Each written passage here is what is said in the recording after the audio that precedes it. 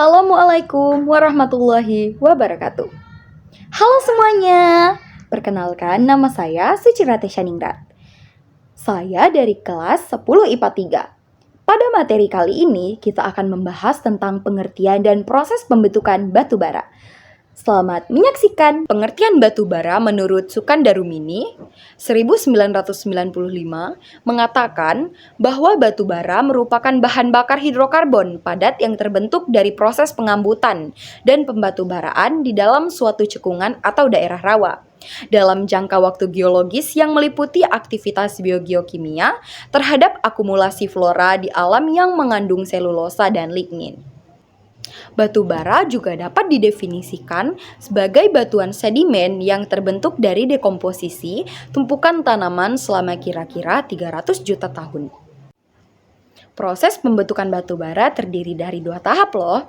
Yang pertama, tahap biokimia atau pengambutan. Tahap biokimia pengambutan adalah tahap ketika sisa-sisa tumbuhan yang terakumulasi tersimpan dalam kondisi bebas oksigen atau anaerobik di daerah rawa dengan sistem penyisiran yang buruk dan selalu tergenang air beberapa inci dari permukaan air rawa. Material tumbuhan yang busuk tersebut melepaskan unsur H, N, O dan C dalam bentuk senyawa oksigen dan karbon dioksida untuk menjadi humus. Selanjutnya, oleh bakteri anaerobik dan fungsi, material tumbuhan itu diubah menjadi gambut. Yang kedua, tahap pembatubaraan atau qualification merupakan proses diagnosis terhadap komponen organik dari gambut yang menimbulkan peningkatan temperatur dan tekanan sebagai gabungan proses biokimia, kimia dan fisika yang terjadi yang menutupinya dalam kurun waktu geologi. Pada tahap tersebut, persentase hidrogen dan oksigen akan berkurang sehingga menghasilkan batu bara dalam berbagai tingkat mineral organiknya. Jenis-jenis batu bara. Yang pertama ada gambut. Golongan ini sebenarnya termaksud jenis batu bara, tapi merupakan bahan bakar. Hal ini disebabkan karena masih merupakan fase awal dari proses pembentukan batu bara. Endapan ini masih memperlihatkan sifat awal dari bahan dasarnya, atau tumbuh-tumbuhan. Yang kedua adalah lignit. Lignit sering disebut juga batu bara coklat. Golongan ini sudah memperlihatkan proses selanjutnya, berupa struktur kekar dan gejala pelapisan.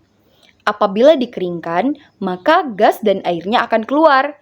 Endapan ini bisa digunakan secara terbatas untuk kepentingan yang bersifat sederhana, karena panas yang dikeluarkan sangat rendah, sehingga seringkali digunakan sebagai bahan bakar untuk pembangkit.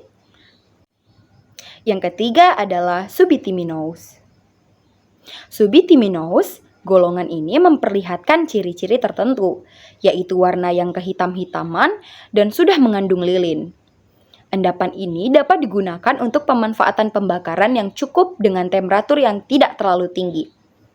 Subitiminous umum digunakan sebagai pembangkit listrik tenaga uap atau PLTU. Subitiminous juga merupakan sumber bahan baku yang penting dalam pembuatan hidrokarbon aromatis. Yang keempat ada bituminous. Bituminous merupakan mineral padat, berwarna hitam dan kadang coklat tua, rapuh dengan membentuk bongkahan-bongkahan prismatik, terlapis dan tidak mengeluarkan gas dan air bila dikeringkan.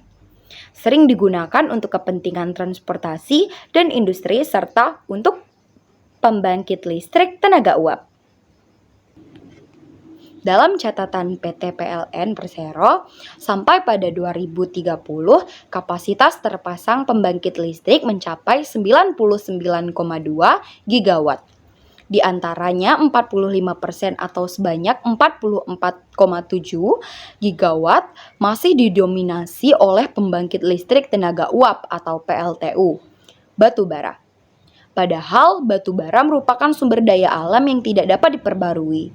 Apabila digunakan terus-menerus, maka akan habis. Apa yang harus dilakukan diri sendiri untuk menghadapi permasalahan kebutuhan listrik? Salah satu contohnya adalah kita harus menghemat energi listrik. Dengan cara seperti apa sih? Yang pertama, mematikan lampu atau kipas angin, atau alat elektronik lainnya jika tidak digunakan lagi. Apa yang harus dilakukan pemerintah untuk mengatasi permasalahan kebutuhan listrik? Pemerintah sebaiknya menegaskan akan pentingnya penghematan energi listrik. Selanjutnya, eksplanasi atau perluasan jaringan listrik melalui program perdesaan atau PT PLN atau Persero. Kesimpulan dari video ini adalah batu bara adalah bahan bakar fosil yang terbentuk secara alami dari fosil-fosil atau tumbuhan-tumbuhan yang telah mati, kemudian tertransport dan dipengaruhi oleh beberapa faktor, yakni iklim, umur geologis, tumbuhan, dan dekomposisi sejarah.